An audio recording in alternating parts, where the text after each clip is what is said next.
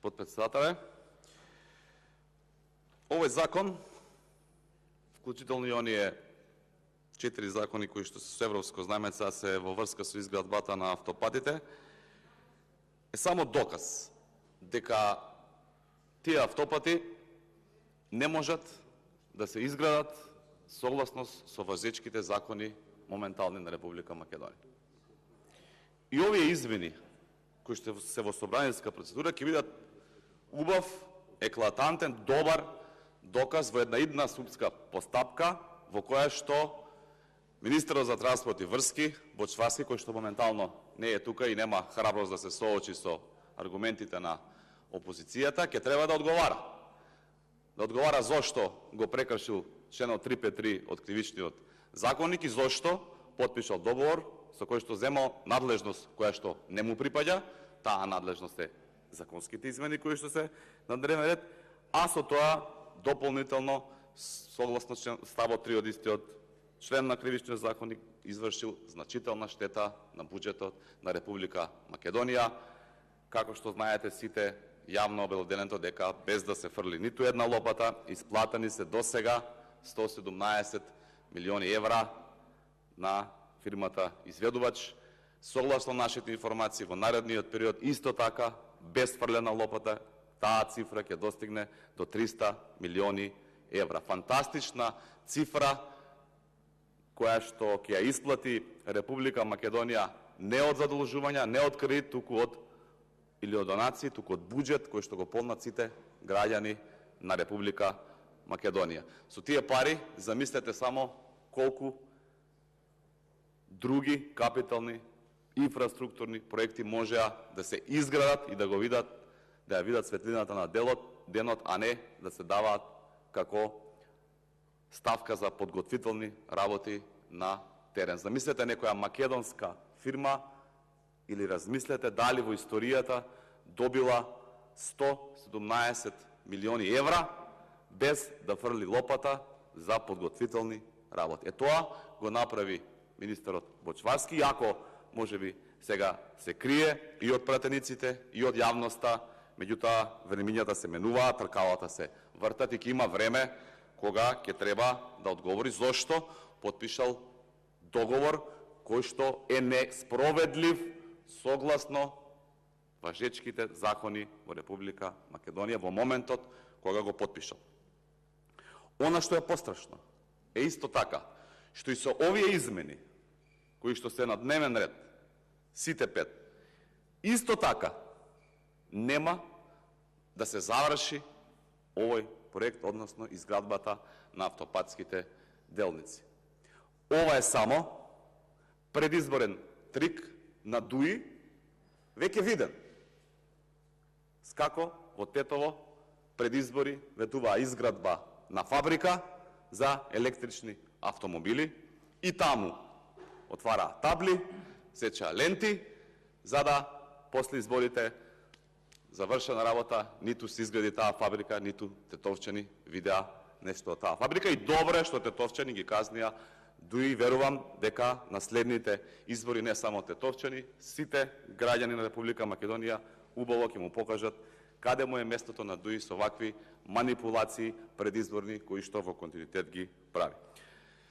Дека и со овие измени автопатите нема да се изградат, туку се само предизборен трик да се фрли некоја лопата, да се асфалтира некој метар, колку пред избори ДУИ да промовира национал романтизам помеѓу албанците, го кажуваат сите релевантни експерти од оваа област. Наспроти, да не бидам погрешно сватен, во најмала рака смешните објаснувања од овдека колеги, пратеници од власта, кои што замислете пред целата македонска јавност изјавуваат дека имало проект на веб страната на ЕНКА. Замислете, Македонското собрание има пратеник кој што мисли дека проектот за изградба на делниците од Коридорот 8 бил на веб страната на ЕНКА, дел од консорциумот. А на дебати и со директорот на јавното предпријатие за државни патишта, и со министри, заменици министри, ви објасну, па и вице-премиерот Артан Груби, јасно пред сите кажува дека проект нема. Нема проект, колеги од власта, туку овие измени кои што се прават и во Законот за урбанистичко планирање, каде што се воведува фазно градење, затоа што нема проект, туку дел по дел, фаза по фаза, ќе се изработува проект од изведувачот, кој што е и проектант и изведувач, и такви законски измени правите, доколку не сте ги прочитале, колеги од власта, тој проект, фазен, парцијален, за стратешки партнер, како сакате кажете го, ќе оди на одобрување во владата, па владата ќе го одобрува, па врз основ на тој дел од проект ќе се гради фазно. Таа законска измена вие ја гласате. Каков проект? Да имало проект, ќе се градело по постојните законски норми во Република Македонија. Ама проект нема. Ниту има ревидиран проект, ниту има основен проект, ниту има ништо во врска со овие автопати. И уште една работа, која што како манипулација сите ја кажувате. Колешке, морам да ве, бидејќи се буните, Ѓаволчанова, на веб страна, на ЕНКА, не е проект. Ќе ве замолам да видите како изгледа еден проект. Ќе го замолам заменикот министар за транспорт и врски да ви објасни и да ви покаже што значи проект за изградба на автопат. 10 реченици на веб страна, на ЕНКА, не се проект. И ве молам како колега, колешка, да не се брукате пред целата македонска нас. Ве замолувам. И дополнителна манипулација која што ја прават исто така од ДУИ, а овие од СДС, пошто нели се само поддржувачи на нивните политики, цело време ќе слушате дека се гради коридор 8. Не се гради коридор 8. Се градат делници од коридор 8, колешке Лолита. Затоа што коридор 8 почнува од Деве Бајер, преку Крива Паланка, Куманово, Скопје, Тетово, Гостивар, Кичево и Надол. Па зарем тие граѓани во Куманово, во Крива Паланка, до Деве Бајер не заслужуваат автопатско решение? Или тие се граѓани од втор ред? Или направивте држава во која што ДУИ се граѓани од прв ред, СДС се граѓани од втор ред, па 10 празни места, па граѓани од трет ред се останатите. Тоа го правите со овие закони кои што ги менувате и немате поима ниту што менувате и во каква материја сте навлегле. Со овие закони апсолутно се легализира можноста да се отстрануваат археолошки наоѓалишта без никаква консултација со надлежни институции, да се отстрануваат далноводи, да се отстрануваат се она кое што ќе им најде како препрека и во делот на Законот за шуми, и во делот на Законот за земјоделско земјиште, кое што е повлече затоа што е инкорпориран во овој закон и во Законот за урбанистичко планирање.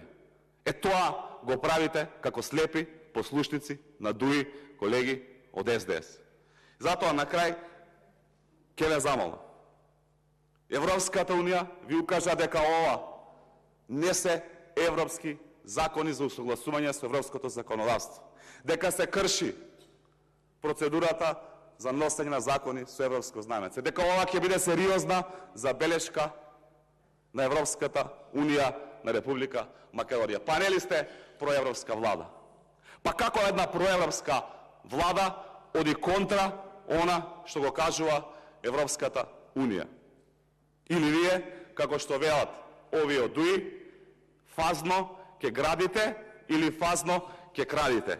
И на крај ќе да прашам, колку го наплативте ова? Видовме денеска, пратеникот Костовски, за да гласа за францускиот предлог, си ја вработил сопругата во Министерството за внатрешни работи и за тоа платил казна од 300 евра во Комисијата за спречување на корупција. Вие колку наплативте за да гласате за овој проект кој што е епски криминал од невидени размери во Република Македонија? Ви благодарам.